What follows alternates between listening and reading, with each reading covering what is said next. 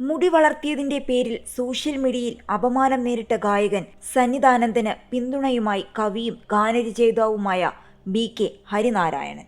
ഉഷാകുമാരി എന്ന ആളായിരുന്നു സിനിമാ ഗായകനുമായ സന്നിധാനന്ദനെ പരിഹസിച്ച് കുറിപ്പെഴുതിയത്.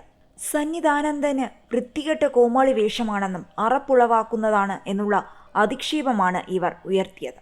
എന്നാൽ നാവോ ശബ്ദമോ ഇല്ലാതിരുന്ന കാലം മുതലേയുണ്ട് സന്നിധാനന്ദന് പാട്ടുകളോടുള്ള കമ്പമെന്ന് ഹരിനാരായണൻ പറയുന്നു. അന്നു മുതലേ തന്നെ ആ പാട്ടുകാരൻ കേൾക്കാൻ തുടങ്ങിയതാണ് നിറത്തിന്റെയും രൂപത്തിന്റെയും പേരിലുള്ള കളിയാക്കലുകളെന്നും ഹരിനാരായണൻ ചൂണ്ടിക്കാട്ടി. ഹരിനാരായണൻ പറഞ്ഞത് ഇങ്ങനെയാണ്: 1994 കാലം. പൂരപ്പറമ്പിൽ ജനറേറ്ററിൽ ഡീസൽ തീർന്നാൽ, വെള്ളം തീർന്നാൽ ഒഴിച്ചു കൊടുക്കാനായി ഉടമസ്ഥൻ കാവൽ നിർത്തിയിരിക്കുന്ന പയ്യൻ. ട്യൂബ് ലൈറ്റുകൾ കെട്ടാൻ സഹായിച്ച് രാത്രി മുഴുവൻ കാവൽ നിന്നാൽ അവന് 25, ഏറിയാൽ 50 രൂപ കിട്ടും. വേണമെങ്കിൽ ഭീകര ശബ്ദമുള്ള ആ പെരും ജനറേറ്ററിനടുത്ത് കീറാച്ചാക്ക് വിരിച്ച് കിടക്കാം. പക്ഷെ ജനറേറ്ററിലേക്ക് ഒരു കണ്ണ് വേണം. ഈ ഭീകര ശബ്ദത്തിന്റെ അടുത്ത് കിടന്ന് എങ്ങനെ ഉറങ്ങാനാണ്? അപ്പുറത്തെ സ്റ്റേജിൽ ഗാനമേളയാണ് നടക്കുന്നതെങ്കിൽ പിന്നെ പറയുകയേ വേണ്ട. അവൻ കണ്ണും മിഴിച്ച് കാതും കൂർപ്പിച്ച് തന്നെ ഇരിക്കും. പിന്നെ സ്റ്റേജിന്റെ പിന്നിൽ ചെന്ന് ഗാനമേളക്കാരോട് ചോദിക്കും, ചേട്ടാ ഞാനൊരു പാട്ട് പാടട്ടെ.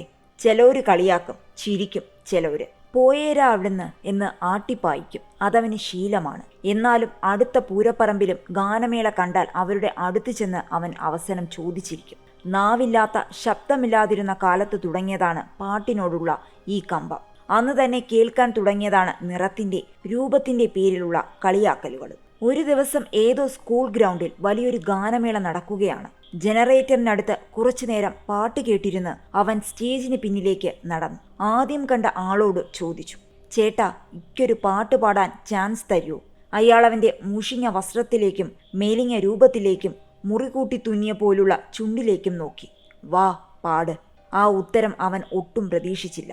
അതിന്റെ ആവേശത്തിൽ നേരെ ചെന്ന് ജീവിതത്തിൽ ആദ്യമായി മൈക്കെടുത്ത് ചെക്കൻ അങ്ങട്ട് പൊരിച്ചു. ഇരുമുടി താങ്കി. മൊത്തത്തിൽ താഴെ പോയിരുന്ന ഗാനമേള അങ്ങട്ട് പൊന്തി. ആൾക്കാർ കൂടി കയ്യടിയായി. പാട്ടിന്റെ ആ ഇരുമുടിയും കൊണ്ടാണവൻ ജീവിതത്തിൽ നടക്കാൻ തുടങ്ങിയത്. കാൽച്ചുവട്ടിലെ കനലാണ് അവന്റെ കുരല്. ഏറ്റുതഴമ്പിച്ച അവഗണനകളാണ് അവന്റെ ഇന്ധനം. അടിത്തട്ടിൽ നിന്ന് ആർജിച്ച മനുഷ്യത്വമാണ് അവന്റെ ബലം. മുടിയഴിച്ചിട്ട് തന്നെ അവൻ ഇനിയും പാടും, പാടിക്കൊണ്ടേയിരിക്കും. ഒപ്പം അതേസമയം വിഷയത്തോട് സന്നിധാനന്ദൻ പ്രതികരിച്ചതിങ്ങനെയാണ്: ഞാനിത് സ്ഥിരം കേൾക്കുന്നതാണ്. എന്നെ എന്ത് വേണമെങ്കിലും പറഞ്ഞോട്ടെ. കലാകാരനെ ആർക്കും എന്തും പറയാം. കാരണം ഇങ്ങനെ പലരും പറയുമ്പോഴാണ് നമ്മളിലെ നമ്മൾ വളരുന്നത്. ഞാനങ്ങനെ ചിന്തിക്കുന്ന ഒരാളാണ്. പക്ഷേ എൻ്റെ ഭാര്യയുടെ ഫോട്ടോയും അതിലുണ്ട്. മധുരയിലുണ്ടായിരുന്നപ്പോൾ നമ്മൾ ഒന്നിച്ച് ഒരു ചായ കുടിച്ചപ്പോഴെടുത്ത ഫോട്ടോയാണത്. പക്ഷേ അത് ആരുടെയോ കയ്യിൽ പെട്ടുപോയി.